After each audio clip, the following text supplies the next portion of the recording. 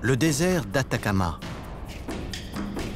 Un paysage aride dans les contreforts des Andes, dans le nord du Chili.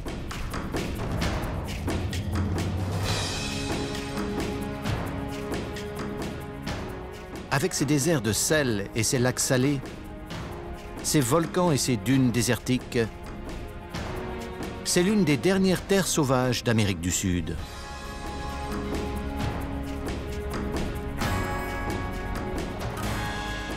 Un endroit où les entrailles de la Terre se déchaînent, à 4000 mètres au-dessus du niveau de la mer.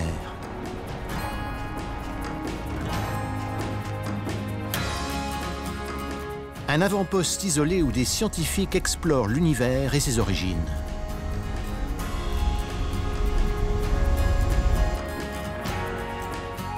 Un lieu où les animaux se sont adaptés à l'un des habitats les plus hostiles de la planète.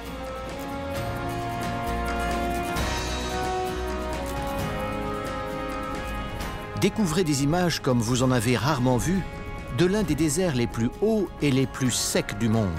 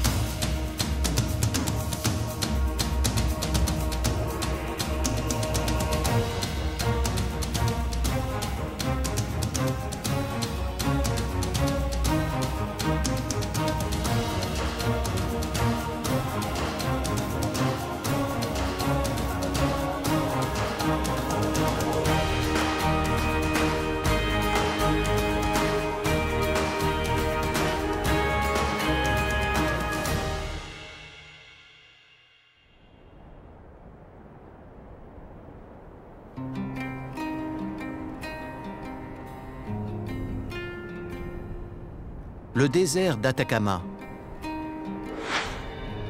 Un milieu sauvage et aride qui s'étend sur près de 1000 km le long de la côte pacifique au nord du Chili, à l'ouest de l'imposante cordillère des Andes.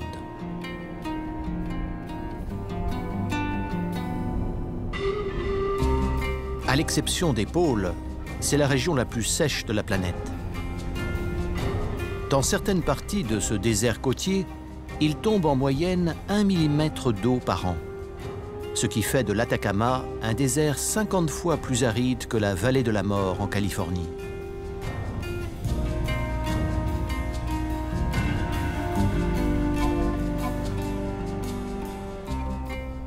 Il faudrait un siècle pour que les précipitations remplissent une tasse à thé. Dans le nord du désert se trouvent des étendues arides et inhospitalières qui n'ont pas reçu une seule goutte de pluie depuis que les relevés ont débuté il y a un siècle.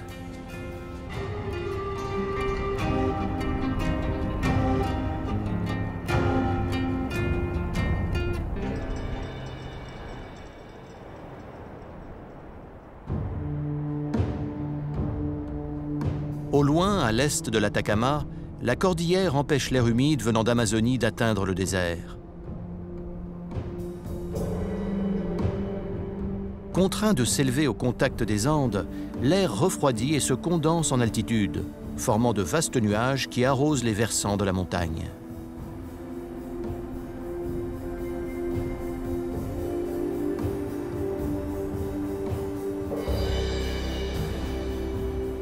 L'air chaud et sec descend le long du flanc ouest des Andes, sans apporter de pluie sur ces terres desséchées.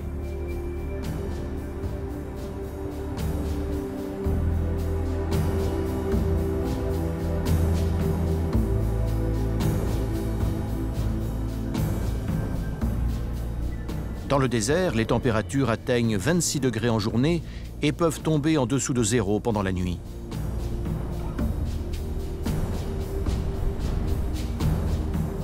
Ici, les paysages et l'atmosphère sont ceux d'une autre planète. Pour moi, ça tient sans doute à cette sensation de sécheresse. Il n'existe aucun autre endroit aussi aride. Il y a aussi l'isolement et le fait que ce soit un endroit très reculé. qui en font un lieu particulier. C'est un endroit unique au monde.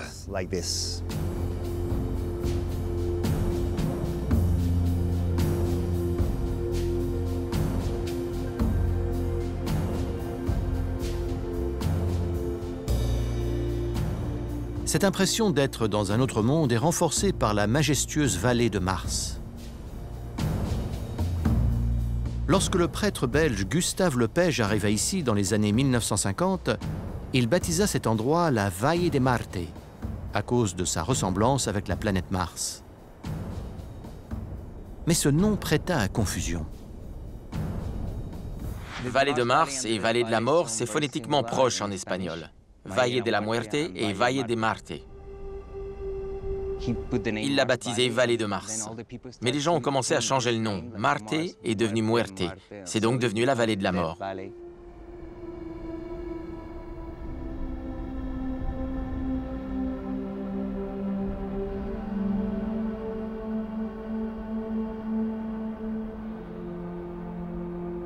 Vallée de la Mort ou Vallée de Mars, une chose est sûre. Comme sur Mars, la plupart des formes de vie ne peuvent s'adapter à un environnement aussi sec. Le climat aride et le sol pauvre en matière organique font de l'Atacama l'endroit sur Terre qui ressemble le plus à la planète rouge.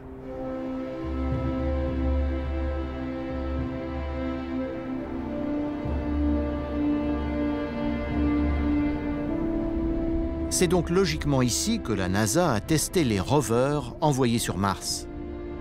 Et des chercheurs ont étudié les rares micro-organismes vivant dans les roches salées de l'Atacama afin de comprendre comment des formes de vie primitives similaires pourraient survivre sur Mars.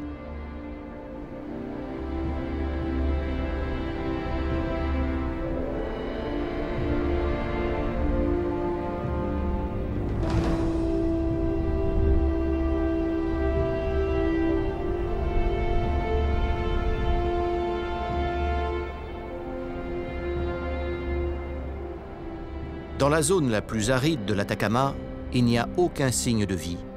Pas d'herbe, pas de cactus, pas d'animaux.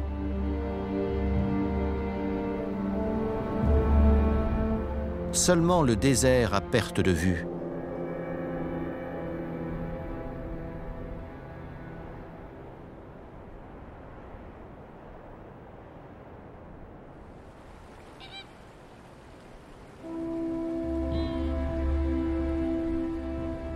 La végétation ne pousse qu'aux rares endroits où la nappe phréatique affleure en surface ou le long des cours d'eau alimentés par la fonte des neiges.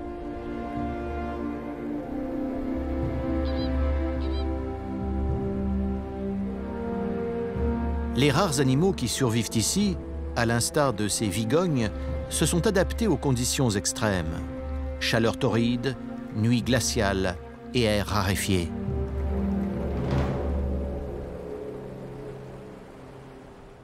En continuant le long de la cordillère de sel, la vallée de Mars fait place à un panorama encore plus spectaculaire, la vallée de la Lune.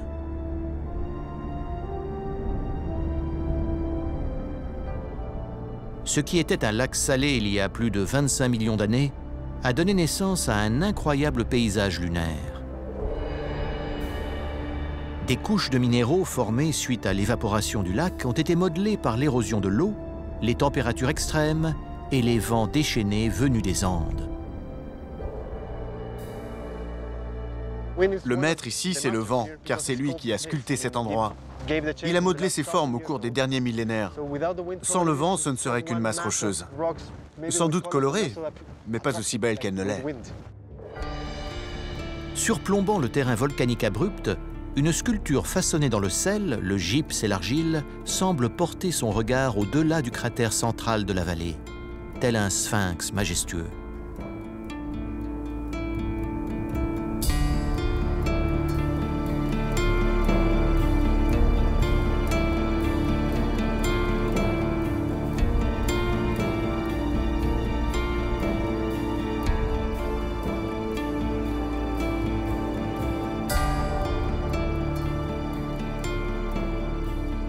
Plus bas, Des plis dans la croûte terrestre témoignent des forces géologiques qui ont donné leur forme à ces plaines battues par les vents. Des éléments géologiques laissent penser que la sécheresse dans l'Atacama dure depuis plus de 10 millions d'années, ce qui en fait le désert le plus aride au monde, mais aussi un des plus vieux.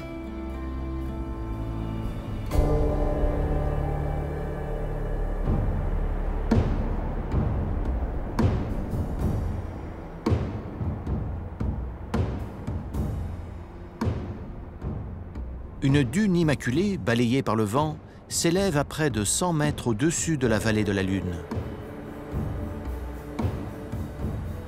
Dans le désert d'Atacama, tout est extrême. À cette altitude, la quantité d'oxygène dans l'air est faible. Les autochtones mâchent des feuilles de coca. Elles contiennent des alcaloïdes censés accroître l'énergie et atténuer les maux de tête associés au mal des montagnes.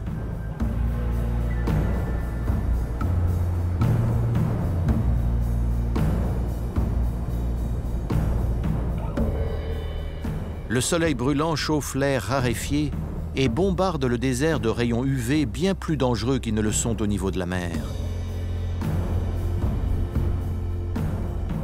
Dans cet environnement particulièrement hostile, on n'entend que le vent et les craquements du sel et de la pierre.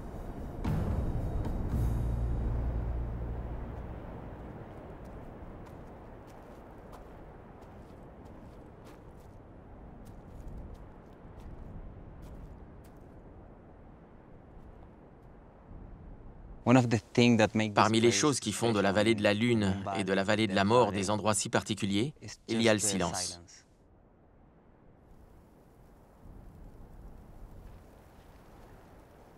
Ce sont des lieux uniques au monde. On ne retrouve ces paysages nulle part ailleurs. Mais il y a surtout le silence. On a l'impression de n'être en présence de rien d'autre que soi-même.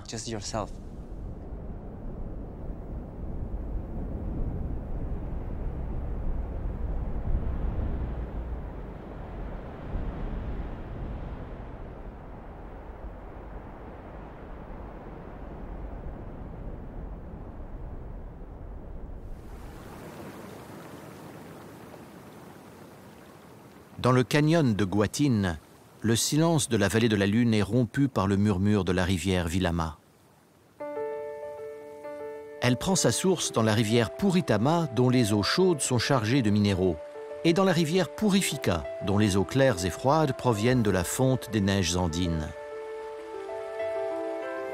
Le résultat est une oasis de vie au beau milieu d'une zone désertique. Dans le désert, une rivière est synonyme de vie. C'est incroyable de voir à quel point un peu d'eau peut tout changer. Ici, la flore s'épanouit. Les queues de renard sont des herbes épaisses et résistantes qui peuvent atteindre 3 mètres de haut. Il y a aussi le cardone.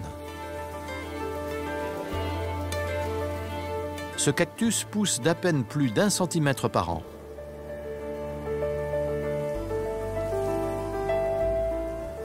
Dans le canyon de Gwatin, certains d'entre eux dépassent 6 mètres et sont âgés de plus de 700 ans. Pendant des siècles, les autochtones ont utilisé le bois des cactus pour fabriquer les portes et les fenêtres de leurs maisons.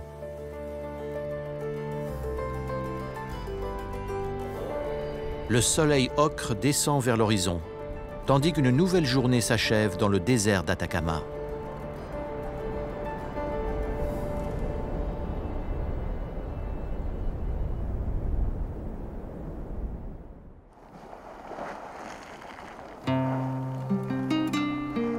Alors que le jour se lève sur les contreforts des Andes, les entrailles bouillonnantes de la terre débordent et créent un spectacle naturel d'une incroyable beauté.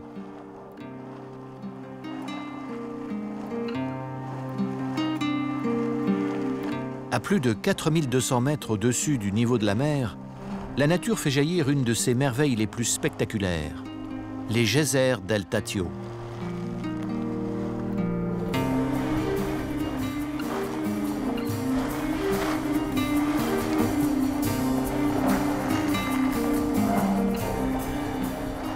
panaches de vapeur s'échappent du manteau terrestre en ébullition et s'élancent vers le ciel au-dessus du lever de soleil hivernal.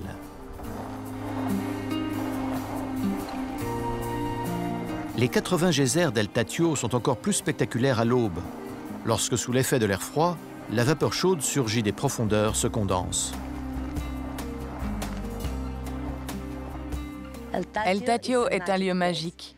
Ici, le regard se perd dans l'infini. Et il y a les montagnes tout autour. On ressent aussi la puissance des entrailles de la terre dans cette eau. C'est comme un rêve.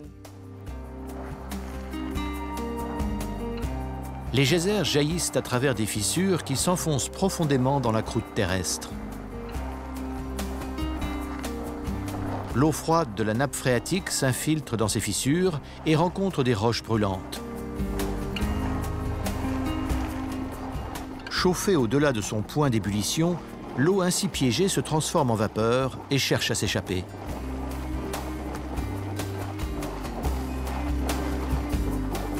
Tandis que la pression monte, la vapeur jaillit de cette cocotte minute souterraine. Elle surgit à plus de 6 mètres dans l'air glacial.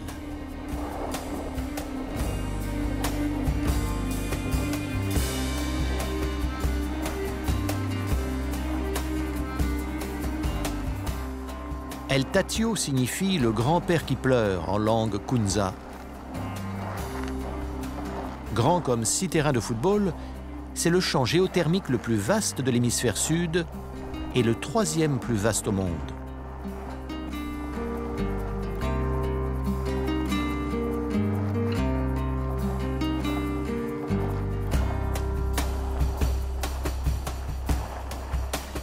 Perché à près de 4000 mètres dans les Andes chiliennes, El Tatio est aussi un des plus hauts.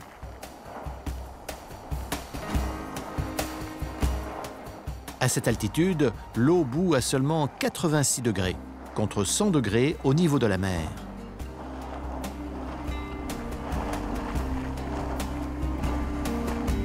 C'est l'air raréfié et la pression atmosphérique plus basse qui permettent ainsi aux molécules d'eau de se transformer en vapeur à une température inférieure.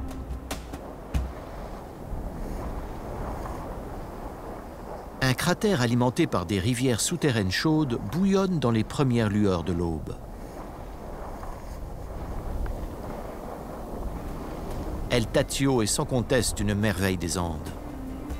Mais cette beauté n'est pas sans danger. Les visiteurs qui s'aventurent trop près du cratère risquent de voir le sol fragile céder sous leurs pieds et de tomber dans des mares d'eau bouillante. Ces 20 dernières années, 2 personnes au moins sont mortes des suites de leur brûlure après une chute dans ces cratères. Les geysers sont des phénomènes rares qui nécessitent des conditions géologiques précises. Actuellement, on recense seulement 1 millier de geysers actifs dans le monde. Le sol fumant, les cratères bouillonnants et les colonnes de vapeur d'El Tatio indiquent que de l'eau chaude souterraine traverse des sédiments et témoigne d'une activité volcanique récente.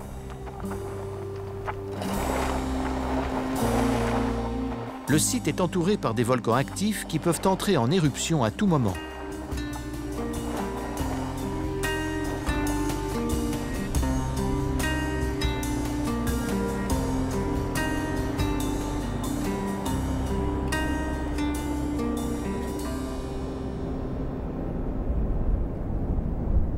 Plus loin, dans les Andes chiliennes, un immense observatoire qui avoisine le sommet du monde tente de percer les mystères d'une frontière inexplorée.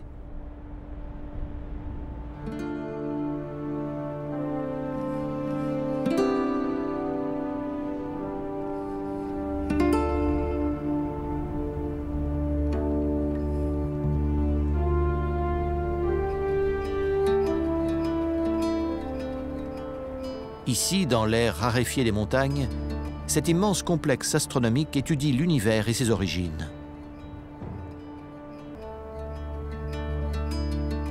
ALMA, le grand réseau d'antennes millimétriques et submillimétriques de l'Atacama. En espagnol, ALMA signifie âme. Sur le plateau de Chanantor, battu par les vents, Des antennes de plus de 100 tonnes chacune ronronnent en direction du ciel.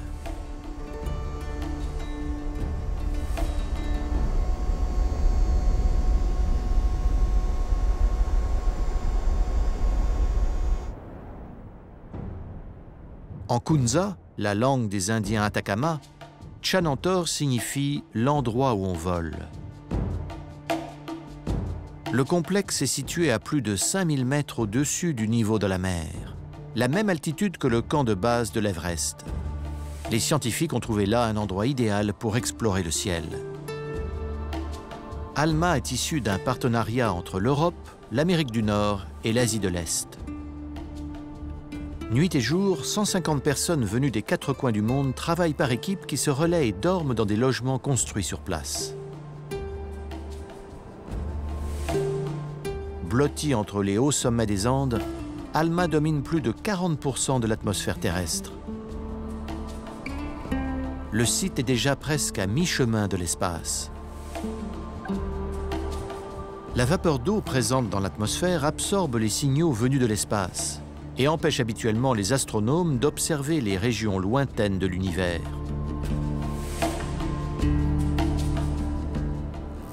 Sur ce haut plateau aride de l'Atacama, ALMA échappe à 95% de la vapeur d'eau présente dans l'atmosphère.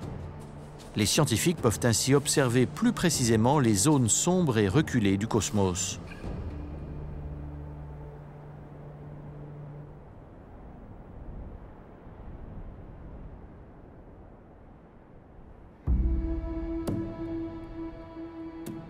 À 5000 mètres d'altitude, à proximité du ciel et de l'équateur terrestre, ALMA perçoit la majeure partie du rayonnement provenant du ciel.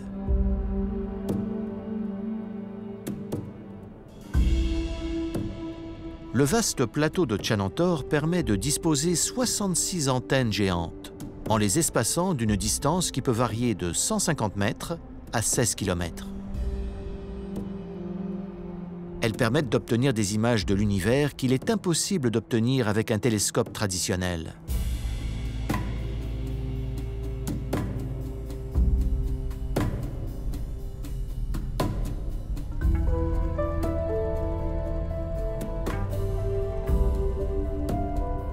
ALMA observe l'univers en captant des ondes radio, la partie du spectre lumineux invisible au télescope optique et à l'œil humain.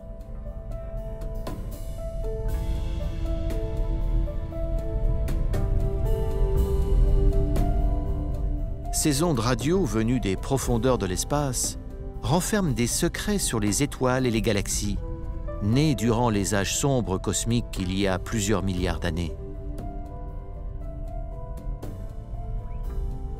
Nous essayons de comprendre la façon dont l'univers s'est déployé après le Big Bang, et aussi ce qui, dans l'univers, a permis à des choses comme nous d'être ici aujourd'hui.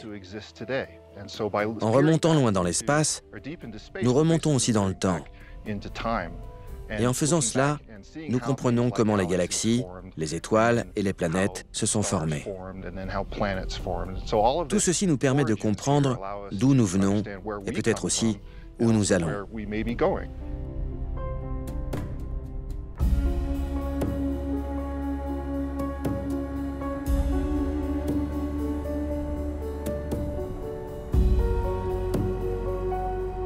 Les 66 antennes d'ALMA peuvent fonctionner comme une antenne unique.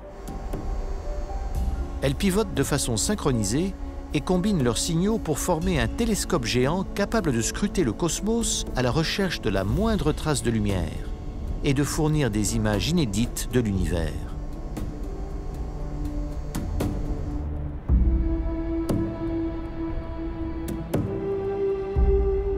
ALMA compte parmi les plus grands télescopes du monde.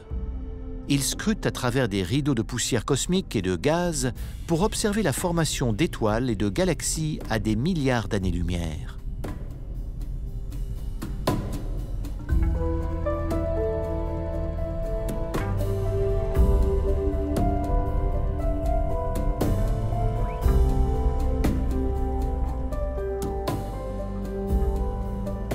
D'un diamètre de 12 mètres, une seule de ces antennes dépasse en taille le plus grand télescope optique.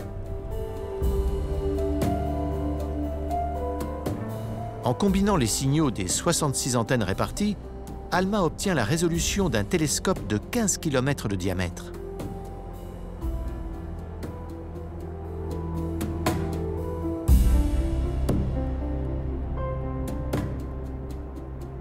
Pour déchiffrer les milliards de signaux lumineux captés par les 66 antennes, il faudrait 150 000 ordinateurs individuels. Mais ALMA peut centraliser les signaux de chaque antenne, afin d'obtenir une seule et unique image grâce à un supercalculateur capable de réaliser 17 quadrillions d'opérations par seconde.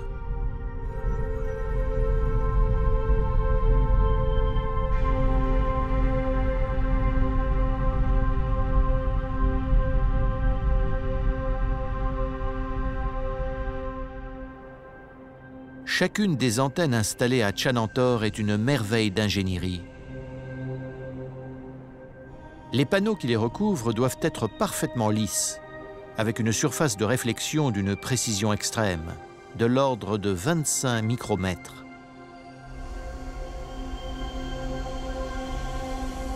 On peut déplacer les antennes afin d'obtenir la meilleure image possible d'un objet dans l'espace. Éloignées les unes des autres, elles perçoivent les détails les plus infimes. Rapprochées, elles permettent de voir les principales caractéristiques de l'objet.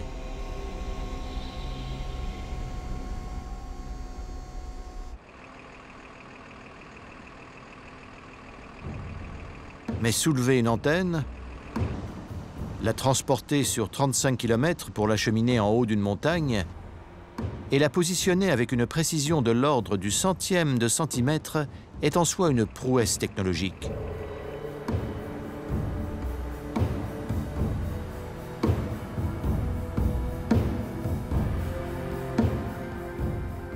Chaque antenne est un outil scientifique de haute précision.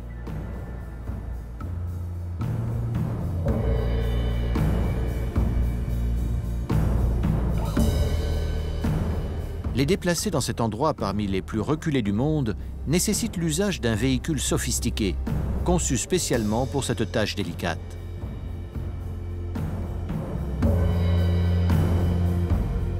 Le site dispose de 2 énormes camions de la taille d'un court de tennis.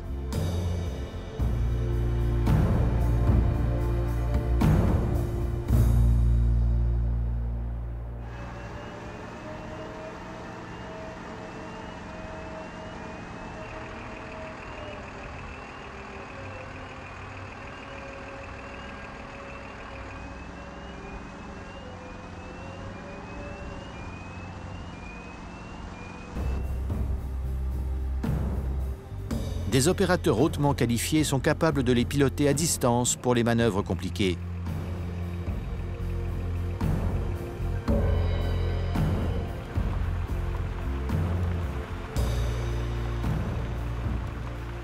Les véhicules sont équipés de 14 paires de roues capables de tourner indépendamment dans toutes les directions, ce qui rend ces camions extrêmement maniables.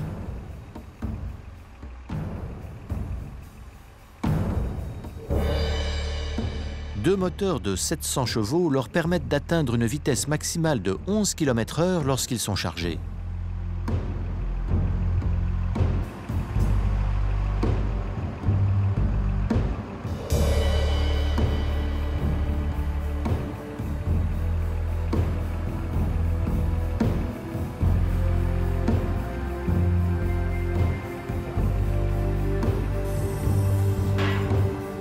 Les antennes sont solidement arrimées pour le cas où un séisme viendrait à se produire.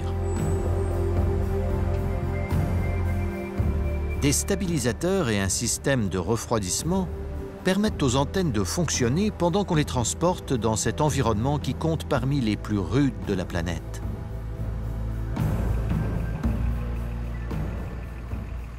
Il faut plus de 6 heures à 2 opérateurs pour parcourir, sur une route sinueuse spécialement aménagée, les 2 km qui séparent le centre de maintenance opérationnelle et le plateau de Tchanantor.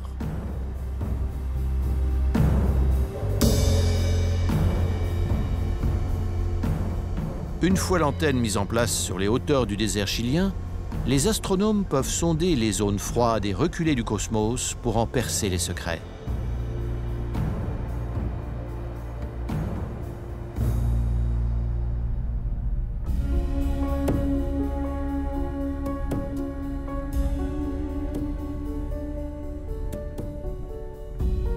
C'est une opportunité incroyable d'être aux avant-postes de la science et de voir les choses se mettre en place, d'essayer de comprendre l'origine des galaxies, des étoiles et des planètes, et peut-être même de découvrir des choses sur l'origine de la vie. Ça permet de mettre en perspective notre existence sur cette planète. L'astronomie nous donne une idée de l'étendue et de la splendeur de l'univers.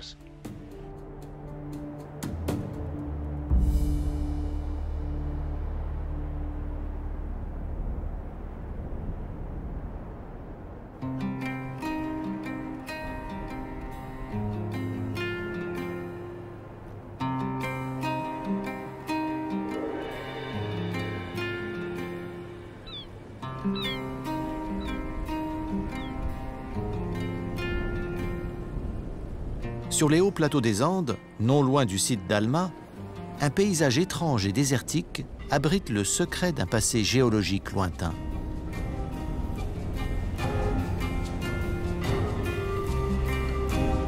Il s'agit de l'Altiplano, une vaste étendue de hautes plaines située au cœur de la cordillère des Andes.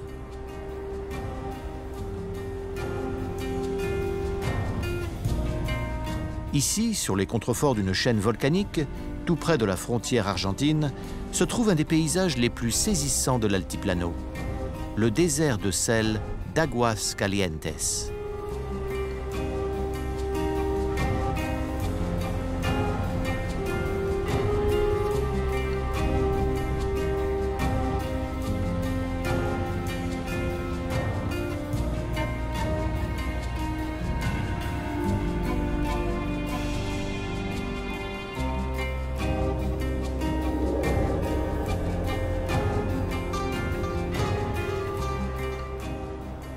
Une épaisse couche de sel scintille au soleil.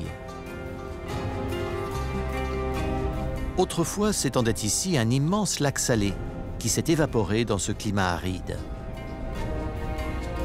Pendant des milliers d'années, du sel et d'autres minéraux tels que du potassium, du soufre et de l'arsenic se sont accumulés à la surface jusqu'à former une immense étendue de tuiles hexagonales façonnées par la cristallisation du sel.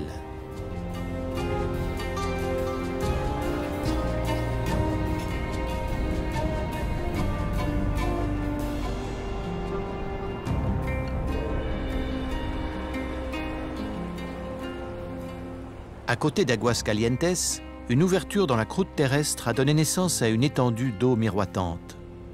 La lagune Tuyato, mi-désert de sel, mi-lagune. Tuyato est alimentée par des eaux souterraines qui traversent des sédiments.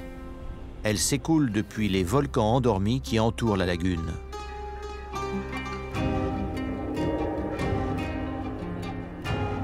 L'eau contient suffisamment de sel, de soufre et d'arsenic pour corroder une voiture.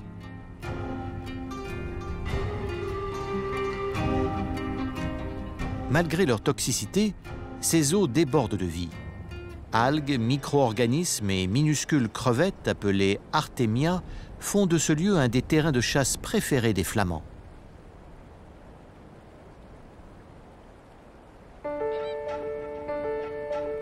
Trois des 6 espèces existantes se retrouvent ici.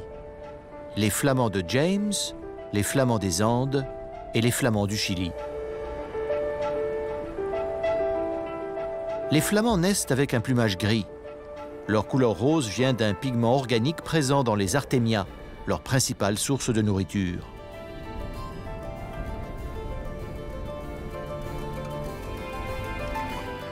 Sans cette crevette, ils finiraient par perdre leur teinte rosée. Les flamands filtrent les crevettes et les algues à travers des poils très fins présents dans leur bec.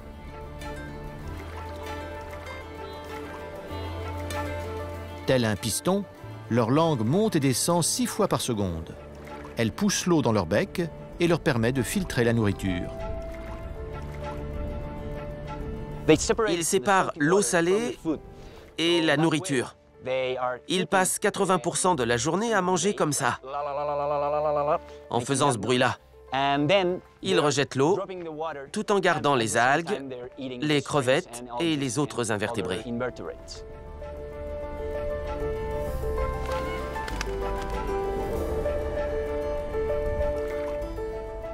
Des glandes situées près de leur bec leur permettent de boire de l'eau salée. Ils rejettent ce sel dans leurs excréments. Les flamands ne sont donc pas tributaires des rares sources d'eau douce présentes ici.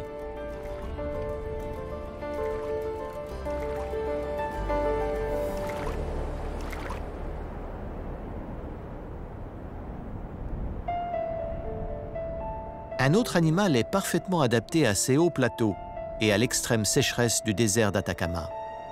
La vigogne. C'est le plus petit des camélidés et l'ancêtre sauvage de l'alpaga.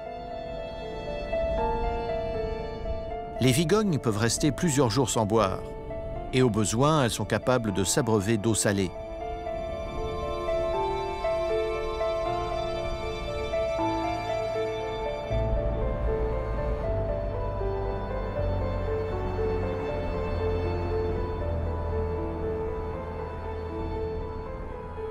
Leur pelage doux et épais piège la chaleur du soleil et les protège des nuits froides et des vents âpres qui balayent le paysage.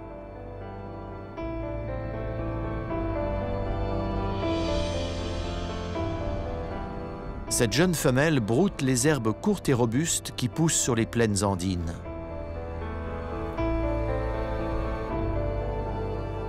Leurs incisives inférieures poussent en permanence, comme chez les rongeurs, pour leur permettre de manger les épaisses touffes d'herbe.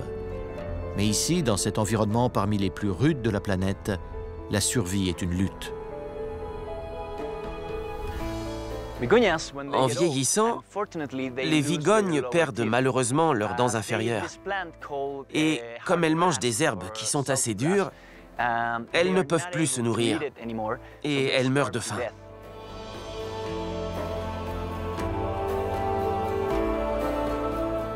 Au milieu du siècle dernier, les vigognes ont affronté une menace d'un tout autre genre.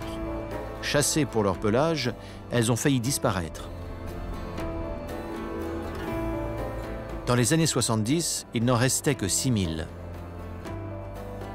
Le Chili et le Pérou ont créé des parcs nationaux et mis fin au commerce de la laine de vigogne.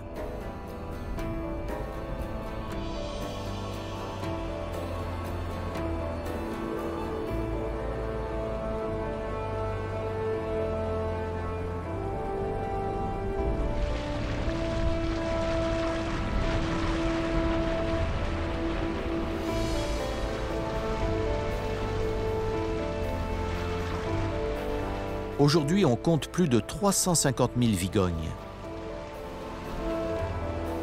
Elles prospèrent dans un des endroits les plus invraisemblables de la planète.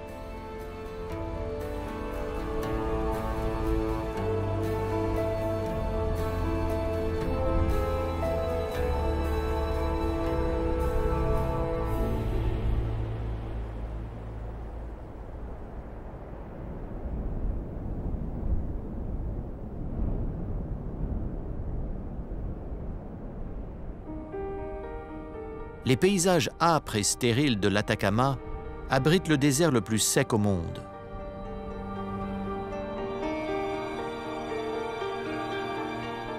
Et des volcans parmi les plus hauts des Andes.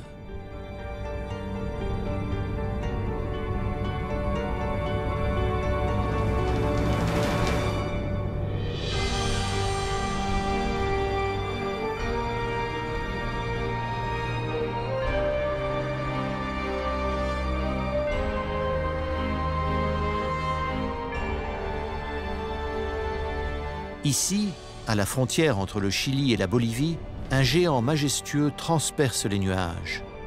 Le volcan Licancabur.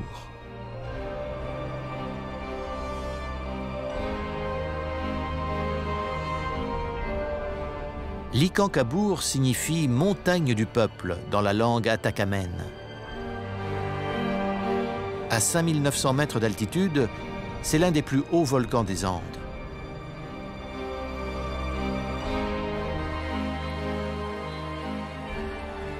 Au cœur de son cratère de 400 mètres de large se niche le lac volcanique le plus élevé au monde, le lac Likankabour.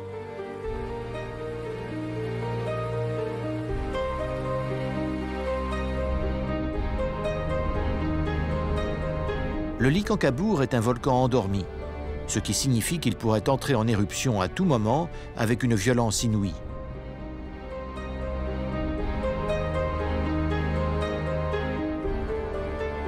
Plus de 15% des volcans actifs ou en sommeil dans le monde se trouvent au Chili. Ils forment une chaîne quasi continue qui court sur 4000 km.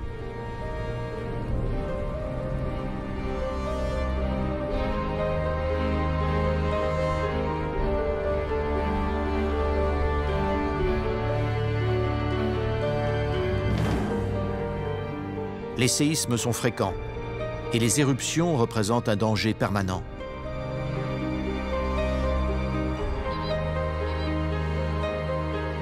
L'air raréfié et l'altitude font du Likankabour un véritable défi pour les randonneurs et les grimpeurs.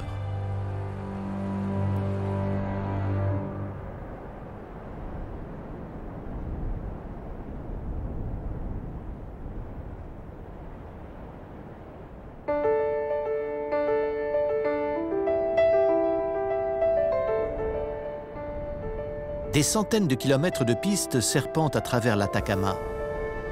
Elles permettent de faire aussi bien des promenades de 3 heures que des treks de 3 jours dans les Andes.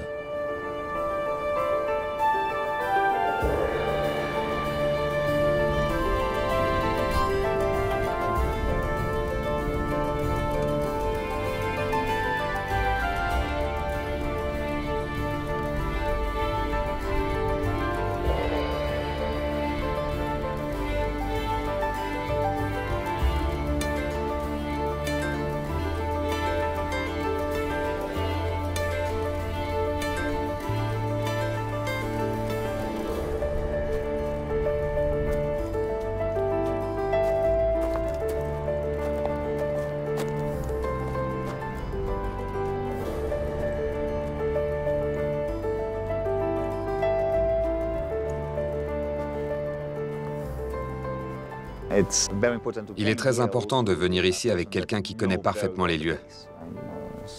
On déconseille de faire les randonnées seuls. Il faut se méfier, car il y a plusieurs ravins en plus du ravin principal, et on risque de prendre le mauvais chemin. De temps en temps, on doit partir à la recherche de gens qui se sont perdus. Mais ça se termine toujours bien.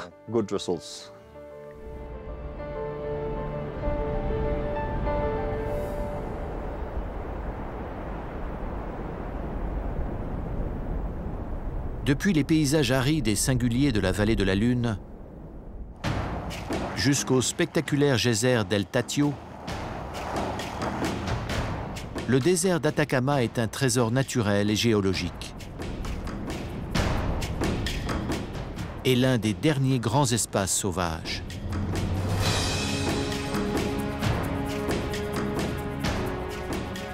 Le désert d'Atacama est un endroit où on trouve beaucoup de choses. Des déserts de sel, des lagunes, de hauts volcans, des chaînes de montagnes. Ici, on peut aller à la rencontre de soi-même.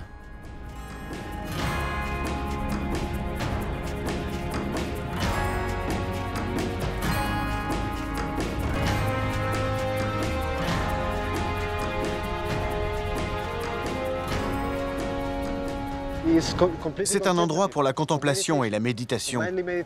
On peut admirer les couleurs, le coucher de soleil, prendre des photos si on le souhaite. Les paysages sont comme des tableaux. C'est un endroit pour se détendre et profiter du silence.